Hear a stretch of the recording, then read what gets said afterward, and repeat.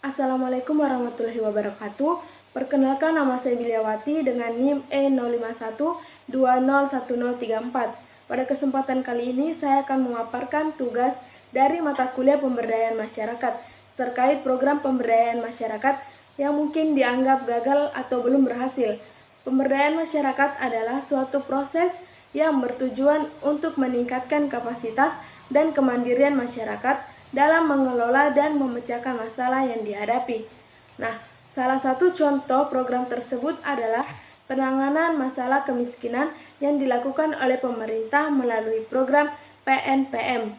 Program PNPM adalah Program Nasional Pemberdayaan Masyarakat yang merupakan program yang dikelola oleh Kementerian Desa, Pembangunan Daerah Tertinggal, dan Transmigrasi yang sekarang dinamakan Kementerian Desa, Pembangunan Daerah Tertinggal, dan Transmigrasi Republik Indonesia, dengan tujuan untuk mengurangi kemiskinan, meningkatkan kesejahteraan masyarakat, serta memperkuat partisipasi dan pemberdayaan masyarakat dalam pembangunan.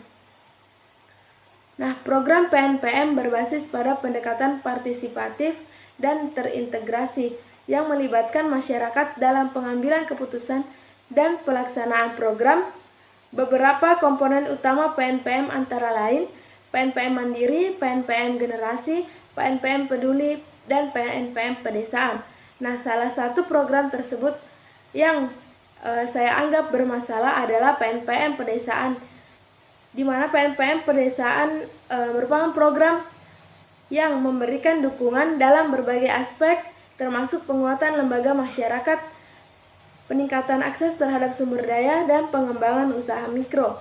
Nah, ini saya merasa kurang berhasil atau pemerintah gagal, karena kemiskinan menjadi isu global yang harus diatasi oleh setiap negara di Indonesia. Penanganan masalah kemiskinan telah dilakukan oleh pemerintah melalui program diantaranya adalah PNPM, Program Nasional Pemberdayaan Masyarakat ini. Program ini berjalan cukup lama sebelum akhirnya ditutup karena dianggap gagal dalam membangun kemandirian masyarakat miskin. Nah, kegagalan PNPM dalam membangun kemandirian masyarakat miskin disebabkan oleh dua faktor, yaitu buruknya kinerja fasilitator dan kesalahan stakeholder memahami tujuan PNPM. Buruknya kinerja fasilitator terlihat pada ketidakpatuhannya dalam menjalankan prosedur program bekerja secara pragmatis dan mengejar hasil, serta tidak menjalankan peran dengan baik. Sementara kesalahan stakeholders memahami tujuan PNPM tampak pada pemilihan prioritas program yang tidak berpihak pada kepentingan masyarakat miskin. Beberapa faktor yang dapat menyebabkan kegagalan pemberdayaan masyarakat antara lain kurangnya partisipasi aktif masyarakat, kurangnya dukungan dan keterlibatan pemerintah dan lembaga terkait, ketidakadilan dalam distribusi, kurangnya pemantauan dan evaluasi. Nah, mungkin ada sedikit kritik dari saya untuk pemerintah terhadap kegagalan program tersebut, yaitu kurangnya keterlibatan dan partisipasi aktif masyarakat dalam pengambilan keputusan yang minim dapat mengakibatkan kebijakan dan program yang tidak sesuai dengan kebutuhan nyata masyarakat, sehingga menyebabkan kegagalan implementasi. Kemudian ketidakadilan dalam distribusi manfaat. Ketidakadilan dalam distribusi manfaat program jika PNPM tidak diarahkan dengan baik untuk memprioritaskan masyarakat yang benar-benar membutuhkan, maka program tersebut mungkin gagal dalam memberikan manfaat yang signifikan dan mencapai tujuan pengentasan kemiskinan.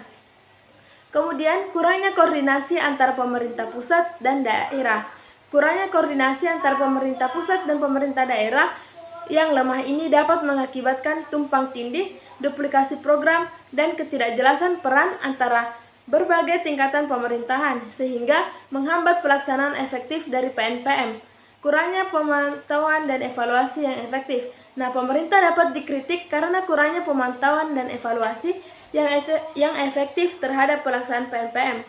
Jika tidak ada mekanisme yang memadai untuk memantau dan mengevaluasi program, kesalahan dan kelemahan dalam implementasi tidak dapat diidentifikasi dengan tepat, sehingga solusi yang diperlukan untuk memperbaiki program tidak dapat diambil. Kemudian, kurangnya transparansi dan akuntabilitas. Kurangnya transparansi dan akuntabilitas dapat mengurangi kepercayaan masyarakat terhadap program dan pemerintah. Nah, penting untuk dicatat bahwa kritik ini bertujuan untuk mendorong perbaikan dan perubahan positif dalam implementasi PNPM. Dalam menghadapi kritik, pemerintah harus terbuka untuk menerima umpan balik, melakukan evaluasi menyeluruh, dan mengambil tindakan yang diperlukan untuk meningkatkan pelaksanaan program dan mencapai hasil yang lebih baik lagi dalam pemberdayaan masyarakat. Nah, melalui PNPM, pemerintah Indonesia berupaya untuk mendorong partisipasi masyarakat dalam pembangunan dan memberikan akses terhadap sumber daya dan peluang ekonomi. Mungkin itu terkait kritik. Selanjutnya, saya akan memberikan solusi terkait permasalahan dari program tersebut. Nah, untuk mengatasi kegagalan dalam implementasi program nasional pemberdayaan masyarakat atau PNPM, berikut ada beberapa solusi yang dapat dipertimbangkan. Yang pertama, meningkatkan partisipasi aktif masyarakat, karena penting untuk mendorong partisipasi aktif masyarakat dalam semua tahapan program, mulai dari perencanaan hingga pelaksanaan. Kemudian yang kedua, penguatan koordinasi dan kolaborasi. Diperlukan koordinasi yang baik antara berbagai pemangku kepentingan yang terlibat dalam PNPM. Kemudian yang ketiga, mewujudkan distribusi manfaat yang adil dalam pelaksanaan PNPM. Penting untuk memastikan bahwa distribusi manfaat dilakukan secara adil dan merata. Kemudian yang terakhir, pemantauan dan evaluasi yang berkualitas.